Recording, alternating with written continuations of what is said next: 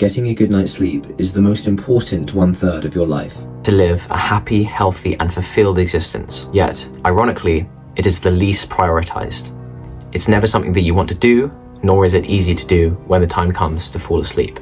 Today I'm going to change both of those things. The key to a better night's sleep is a better understanding of what aids and inhibits your sleep. Number 1, viewing artificial light. If you view light between 10 a.m. and 4 p.m., it has a pro-depressive effect and so impacts your dopamine system, your reward and motivation. Our relationship to light has a direct correlation to our overall health. Melatonin needs to become your best friend when it comes to sleep.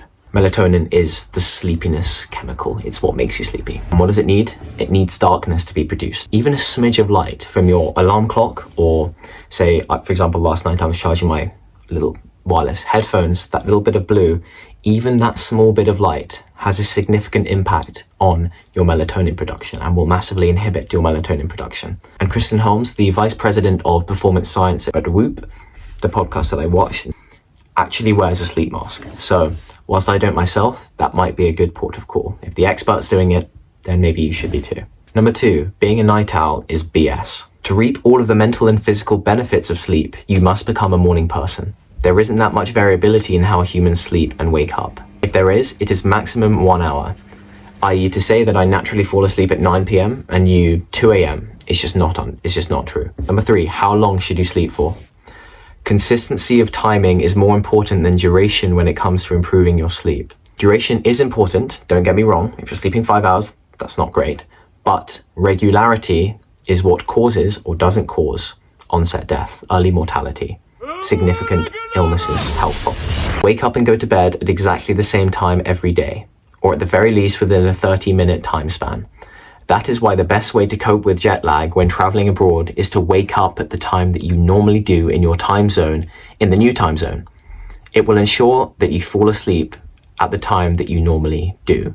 Number 4, eat at the right times. If you eat within an 8 to 12 hour window, you will have much better metabolic outcomes, i.e.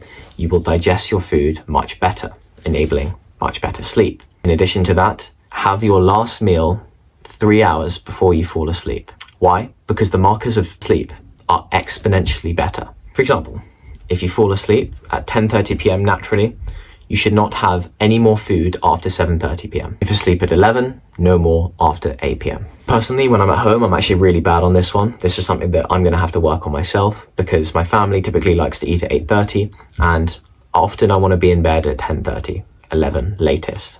So key point to note, it takes 2 hours to metabolize food. So if you have a midnight snack, do not expect to fall asleep until 2 a.m. at the very earliest, okay?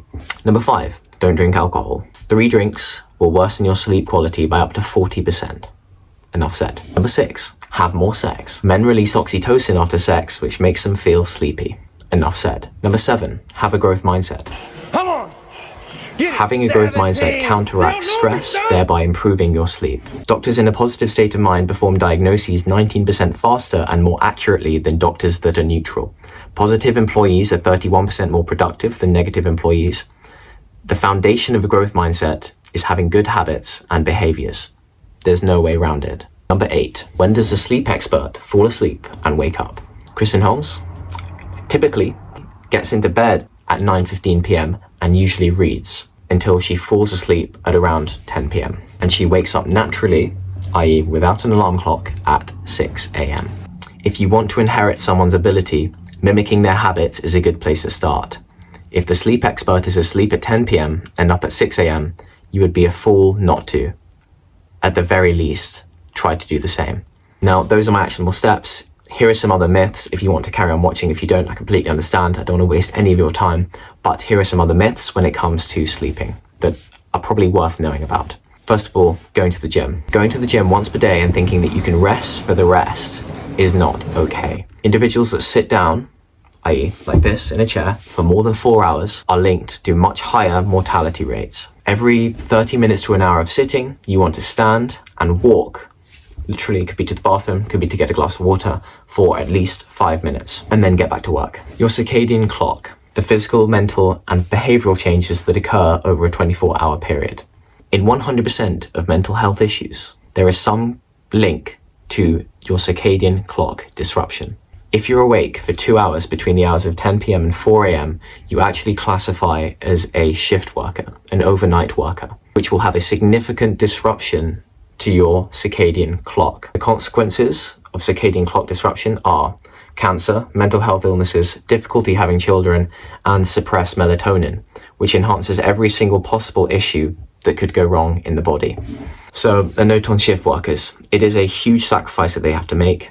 We know, unfortunately, that they will, on average, die 15 years sooner than everyone else. And suicide and depression are typically much higher among shift workers, which is unfortunate and somewhat ironic given that the people that we need to be the most alert and arguably should live the longest, depending on how you equate who should live longest and who and who shouldn't, and that is NHS staff. Those that sacrifice their entire life to help other people are typically, unfortunately, the ones that will die the soonest, according to the studies. And Kristen Holmes did an experiment using Whoop on doctors who arguably need to be the most focused, but in actual fact, they are conditioned to be the least. And every 45 minutes of lost sleep creates a 5 to 10% decrease in focus. So to conclude, sleep is the greatest natural performance-enhancing drug that we currently know about on this planet. If it's not at the top of your list, it will be now.